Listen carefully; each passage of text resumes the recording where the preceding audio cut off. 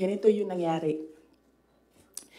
PRD never, ever asked me to run for president.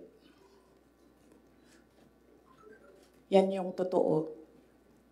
7 times niya ako pinuntahan sa bahay ng nanay ko, sa bahay ng asawa ko.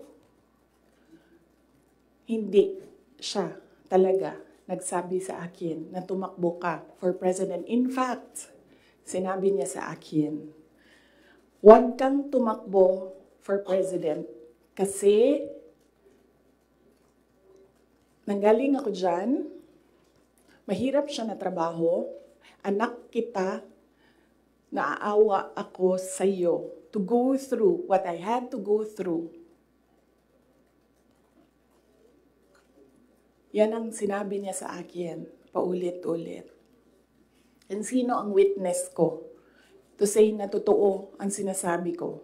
Yung nanay ko.